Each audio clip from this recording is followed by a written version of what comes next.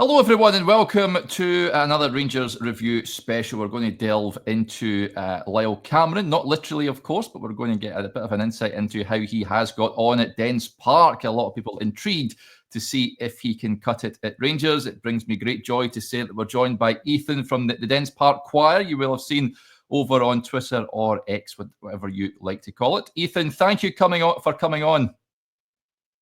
Yeah, no problem, Derek. Thanks for having me on. Good stuff. Before we crack on with Lyall Cameron, you guys have had a change of manager. Of course, Stephen Pressley has been selected to replace Tony Docherty. What's your thinking behind that one? Do you think Tony Doc was a bit harsh done by to be relieved of his duties at the end of the season? I mean, yeah, it was harsh to a degree, but there was still a lot of overlying problems that were carried on from the previous season that weren't fixed, and that's kind of what cost us. You know, by August, before the sale of Luke McCowan, we were looking at a team that was, delightful to watch attacking wise. We thought we can really have a go here, getting into that European place, because we were just one place shy of that last season, I think just by 2 points. So we're hoping to go a bit above and beyond, a bit better, or try and get back in the top six at least.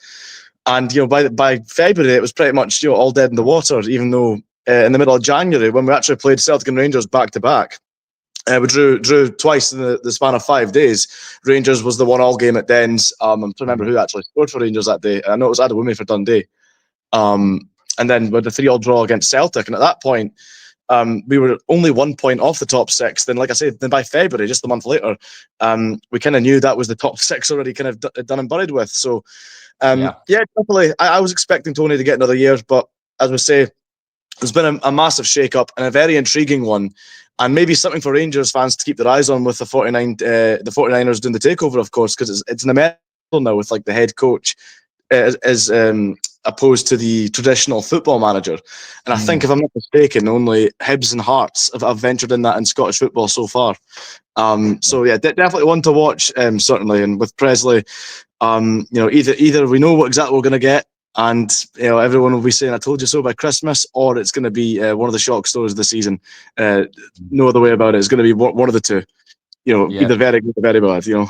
What's the fans making of Stephen Pressley coming in? I know he's a friend of Gordon Strachan. Are they on board with it? Is it divided the opinion amongst some? I've seen it was at STV or something. There were sort of Fox popping guys. A guy in his car was shouting across saying he's not happy with it.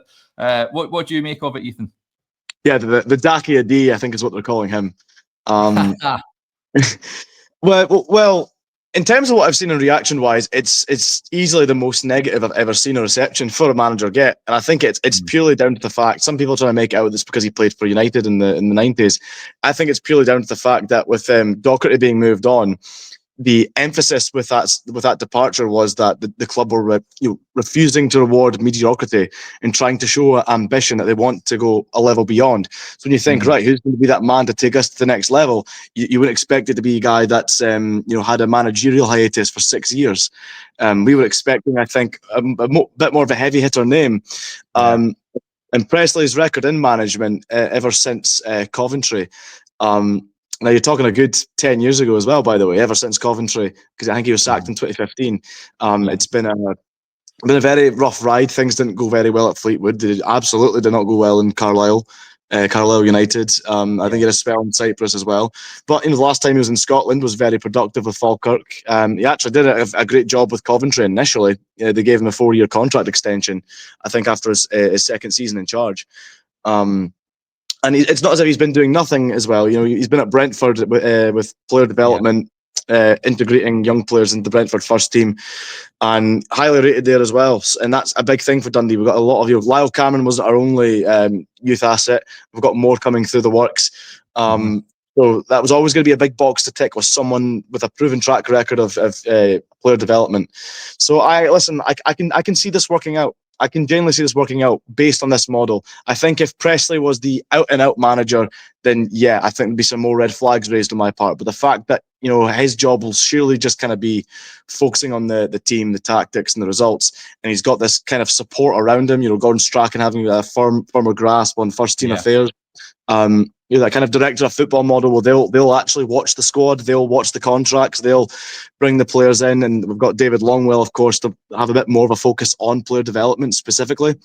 And that's Longwell, who was there at St Mirren for a very fruitful period when they were bringing through your Kenny McLeans, your John McGinns, Lewis Morgans, Stephen Mallins. So no, I can see the method through the method behind the madness, as they say. I can see what they're doing behind the curtain, and I honestly, of course, I hope it works out. But I feel like when it was first announced, I was pretty underwhelmed. But having time to think on it as well and listen to what the club have had to say about it as well, and listen to David Longwell's interview, no, I'm more on side with it now than I certainly was when I first read the announcement. Yeah, he's certainly a big personality. It'll be interesting to see how he gets on there. So Lyall Cameron, of course, one of the gems that have came through the youth ranks at Dens. Ethan, he's been there since he's a whippersnapper, a young lad. He's now moving on to Rangers, of course. In terms of his time at Dundee, sort of came to prominence the last few seasons, didn't he, under Gary Bowyer, and then more recently under Tony Docherty. How has he got on at Dundee? His chart is rise from making his debut to the point he is at now. How much has he progressed? Well, I'm the perfect guy to ask because I commentated his debut and I remember it very well. And I also recall hearing about him whilst he was coming through the youth ranks. Him, Josh Mulligan, and Finlay Robertson were all in the same youth team under the guidance of James McPake when he was the youth coach. And they were saying about this kid when he was 14, 15, this is one to watch. They're going to send him away on loan to Peterhead. And, that's where you want to, you'll see the glimpses.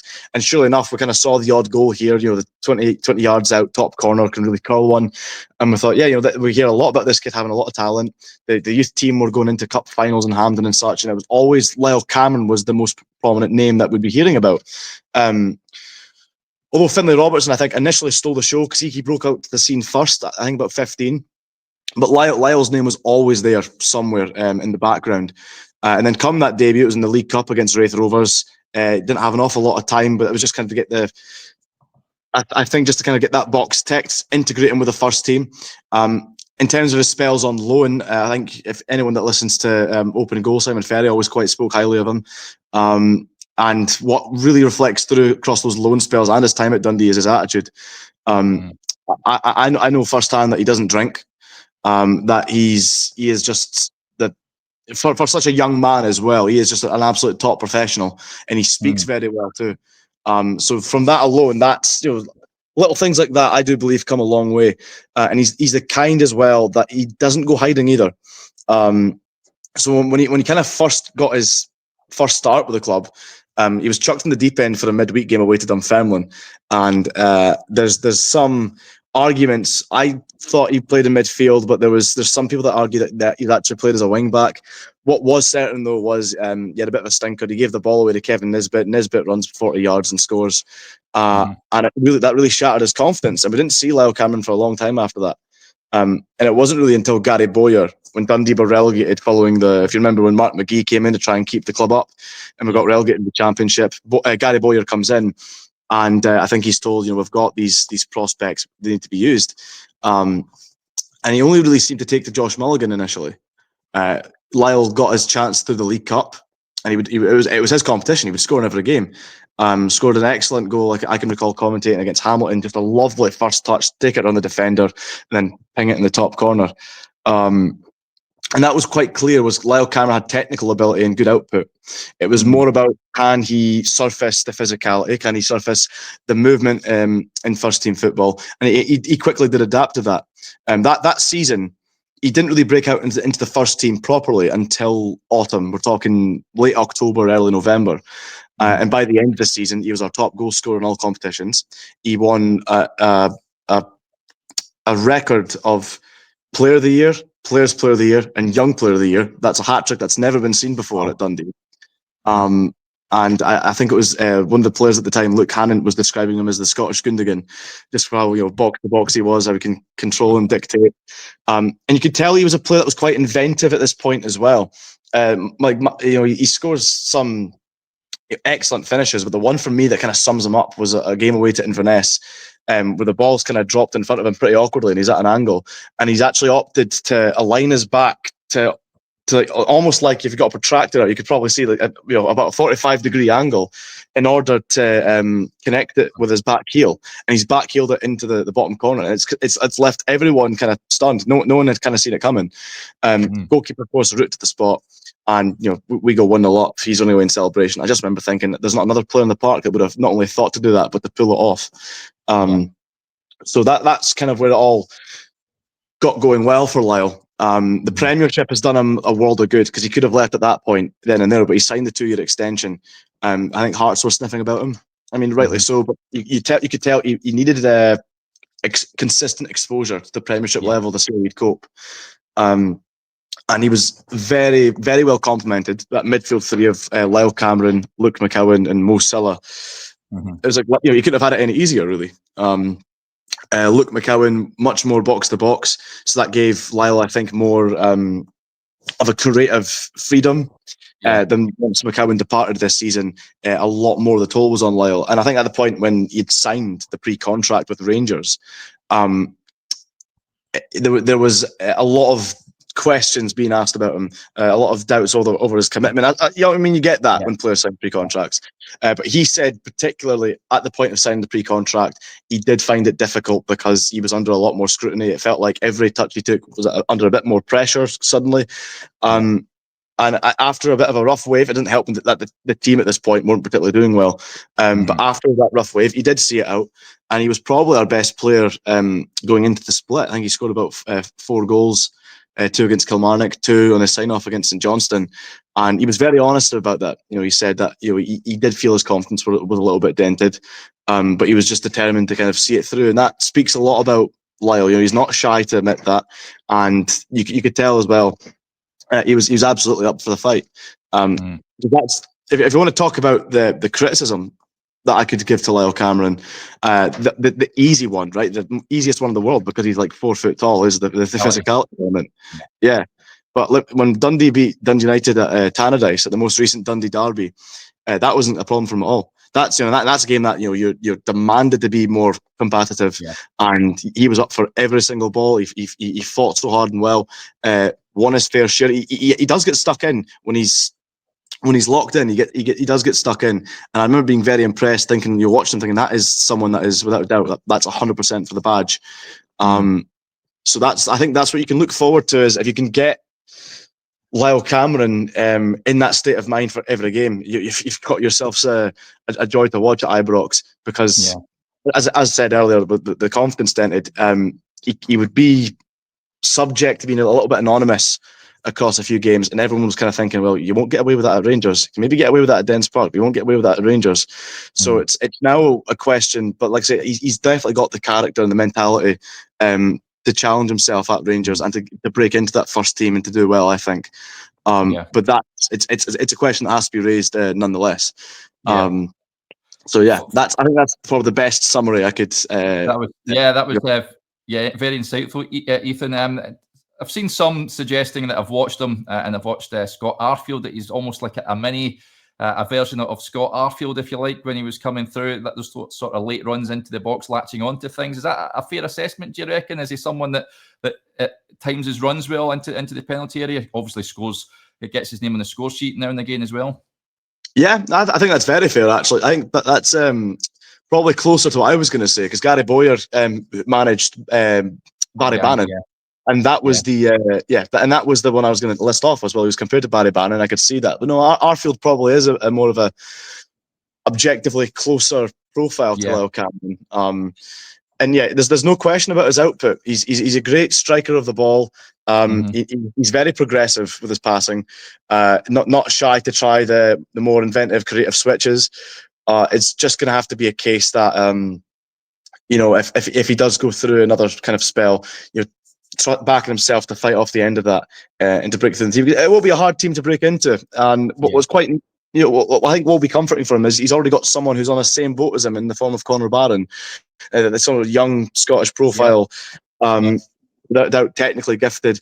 And I think Barron has been in and out of the Rangers team as well. So I think it's there's someone there at least that immediately he can kind of relate to a little bit. Yeah.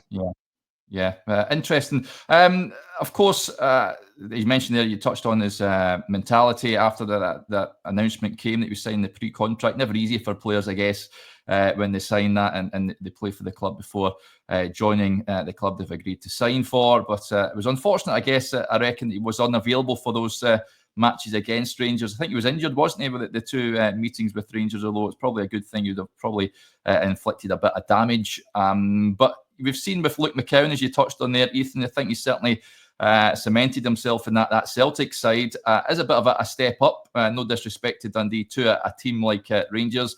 Does he have what it takes, do you think, to really establish himself in that team? It is a different coach now that's going to be taking over. At the time, I think Clement was still in charge, I'm sure, just at the tail end. I think Niels Coppen was there as well, who's departing. So it's going to be a different sort of Rangers to the one that I'm sure he was expecting. Yeah, we all thought the same thing. We all thought the same thing when he signed the pre-contract. Well, will Clement still be there in the summer? Does he know what manager will be working under? And I did think to myself, well, if it was going to be Steven Gerrard who was like the job, then that's a dream for someone like Lyall Cameron as a midfielder to have that to look forward to. Yeah. But with obviously Russell Martin coming in, that's someone that's been at Premier League level. Which, when people talk about the elite level, I think that they tend to mean international and Champions League. But I think to play at the Premier League, week in, week out, you're playing against elites in my eyes. So certainly he's going to have a coach that will hold a very high standard, and that can only benefit someone like Cameron, because he knows exactly what kind of player he wants to be, what he wants to get to. And Martin strikes me as someone that's a very progressive coach as well. So someone like Lyall will have a place in that team. Yeah.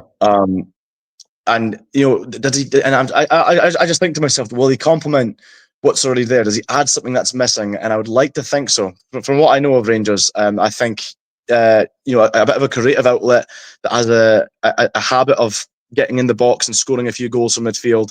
If I'm not mistaken, that's something that I think that they're looking to kind of sharp all round. I think they're wanting Raskin to get more goals, and Diamandi, etc. as well. Yeah, it's been a problem for Rangers for years. I think ever since they won the league title, they've not had goals being contributed from other areas of the park, really. Over-reliant on strikers. Cyril Dessers, of course, that they were over-reliant on for me last season. But they need goals from other areas. And it looks like he's someone that, as you say, knows his way to goal. So I think that would be extremely beneficial if he can chip in next season, that's for sure. Do you think you still get some filling out to do, Ethan, or is it that's how he comes now? Do you reckon? Do you need to go into the gym and start lifting a wee bit of weights? Like I said, I think he will surprise you for how good he is with his low centre of gravity, and it's just about being combative all the time. If he is up for it, he can more than hold his own weight. Like I said, I was genuinely so surprised at Tannadice with the way he kind of accounted himself. I mean, the gym would never hurt anyone, though. I don't think it's exclusive to Lyall. He's surprisingly as well good at headering the ball. For such a short player, he's scored quite a few headers for Dundee, and I spoke to him about it once. I interviewed him after one of the League Cup games, or it was potentially after he'd scored a perfect hat trick against Hamilton Accies in the Championship in a 7-0 win. And I said to him, what is it going on with you just now? Like, scoring more with your head than your weaker foot. And he just kind of smiled and said to me, it's not about how tall you are or how you can jump. It's just about learning where to be at the right time, kind of thing. The flight of the ball is more important than above all else. And in fact, the first goal Dundee scored in the league since that promotion was Lyall Cameron with his head at the back post against Motherwell. So I think what you're going to get is a ready-made Premiership player, certainly. That's only going to get better. And I would like to think that not just with the surrounding players at Rangers that obviously have more international and European pedigree, but I think also the kind of coaching around him as well. I think he will. I think he'll come on leaps and bounds. I back him. I think he's just got that. He has the best possible attitude you could ask for a player. As I said earlier, there's no... the criticism that he would get before was performance related. No one ever questioned his attitude. No one ever questioned off the field antics or nothing of the sort. So like I say, a ready-made Premiership player, one that's only going to get better, one who's always been technically gifted, up for the fight, up for the graft. And I think you'll really take to the Ibrox crowd as well, because it was something that he actually commented on as a Dundee player. He said, he would love to play in a place like that every week. Maybe he felt more pressure after signing that pre-contract as a, there's maybe a bit of a red flag there because obviously Rangers, what the standards are like. But I think the crowd, because knowing he's a young player as well, I'd like to think they won't be well over the top with that. And the thing is, because Rangers have this new lease of life, the new manager and that as well, things I think will feel fresh. And if they get off to a winning start as well, like, who's got the quote about when the club's winning, it's the best place in the world, and it's just when you're losing, it's not so much. And it'll be the case for him there. He's still got a lot to learn. It's basically, if I were to make it a short summary, but you've got a good player in hands. Yeah. In terms of the last time I checked it, Ethan, I think the clubs were trying to come to an agreement with regards to a sort of development fee for that. I don't think they'd want to go down the tribunal route, as we've seen with Conor Barron and Aberdeen. Do you think they'll come to some sort of agreement? What do you think would be a fair sort of price, if you like, for Lyall Cameron? You'd obviously want a full-blown transfer fee, and if he was under contract, of course, but it's not the case with regard to this lad. Well, and if you look at it on paper, if I'm not mistaken, he's been at, because the Conor Barron's the easy reference, because there was obviously a similar thing with him signing with the pre-contract. That did go to tribunal. Lyall Cameron is younger than Barron, played more first-team football at Dundee compared to what Barron did at Aberdeen. So on that side of things, you would think, would Dundee then be due more? But that's actually not how it works. I think it comes down to, one of the factors is down to it's the grading of the license. You get like the gold license for I can't remember the specific terms, but Dundee don't have the gold one, for whatever it's meant to be. So it's actually not, like I said, I initially thought that Dundee will get more than what they got for Barron, but it actually looks like it'll be less. And I think the reported figure I'd seen before through Scott Burns in the Daily Record was it was looking round about somewhere of I want to say, was it 400,000? Like if I'm talking through my dark blue tinted glasses, I would like something north of the 500,000 mark. Closer to what was what Barron had went for. But with 400 grand, it's for a club like us, it's nothing to really snub your nose at, especially when you really should be leaving on a free. But it's not exactly ideal for us either. At the same time, we sold a youngster recently to Wolves, Sebastian Lockhead, for a reported fee of £300,000, and he didn't play a single first team game. So it's crazy how it works. Yeah, another player Rangers have been linked with. I think it may have cooled it somewhat with, as we touched on there, Niels Coppin departing, but Josh Mulligan is another player. There's a lot of interest in him, Ethan. Really athletic fullback. You expecting to see him in a dark blue jersey next season? Do you think he'll be moving on? I would love to see him at Dens again next season, but I think it looks like he's going to be moving on, because I think the interest in him is just going to be too much to cope with. I know he's got a lot of suitors down south, and that's kind of where I think everyone's expecting him to go.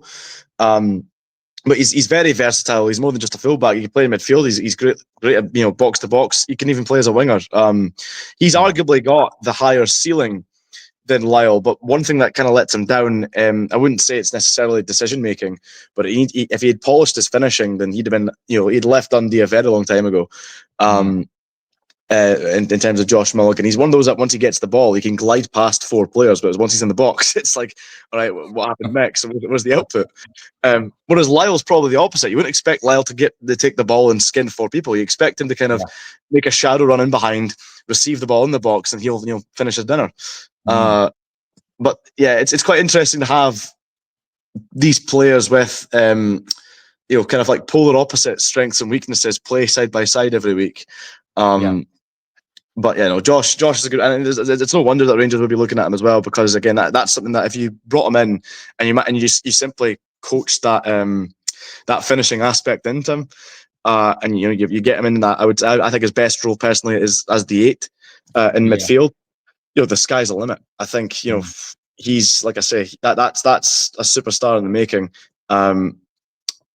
Because it comes to him, I think, a lot more natural, whereas Lyall, there's a lot more graft about him, because he probably has to deal with so much more. Josh is naturally strong. Josh is naturally athletic, whereas Lyall, again, always been quite short. Had to learn his trade with a bad loan spell as well. I think it was Montrose. He couldn't really quite get going, and I think the Peterhead spell really picked him up, or maybe it was vice versa. I can't quite recall. Whereas Mulligan has never had a dry spell. He's never really struggled. But yeah. What's in the water then up at Dundee? You mentioned there's a whole load of young lads coming through as well. Ethan must be doing something right up there.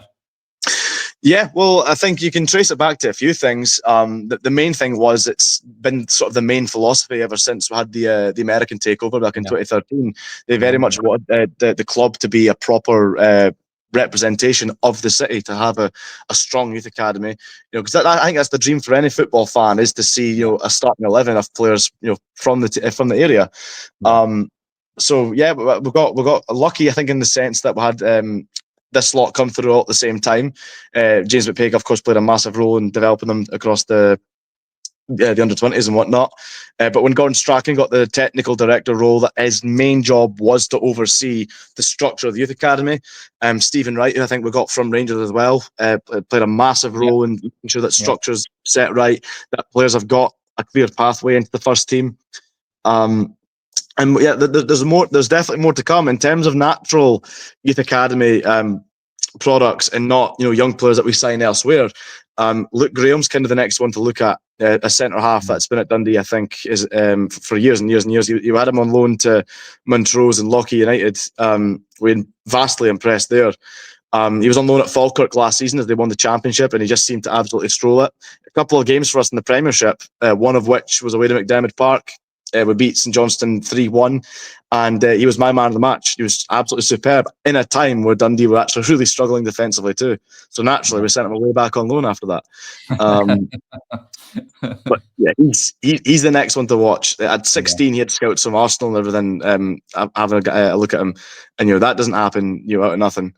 There's plenty, and you're going to see that grow. That was a big thing for Presley getting the job. That box that had to be ticked was a proven track record of developing young players, because that's going to be a core philosophy for Dundee for the foreseeable. Yeah. Finally, then, I guess you'll be back behind the mic next season. Dee TV, isn't it? The Dundee channel. And how do you see it? How do you see it going, Ethan? I mean, last season, like you say, you wanted to achieve a better finish than worrying until the final weeks of the season, finishing 10th eventually. How's it going next season? Are they pushing towards a top 6, do you reckon? That's the aim. Trying to get back in the top 6 and competing for those European spots once you hit that milestone. But it's you never really know, do you? Because I think that's the beauty of Scottish football. There's always a surprise package somewhere. Yep. There's so many stories we've got here where people are written off way too early, and I'll confess I'm just as guilty as everyone else. I thought Jim Goodwin wasn't going to really last this season at Dundee United, and lo and behold, they finished 4th place, and they're in Europe. David Gray, another one. I think everyone had written David Gray off, come Christmas, and then turns it around, finishes 3rd. So you never really know what is around the corner.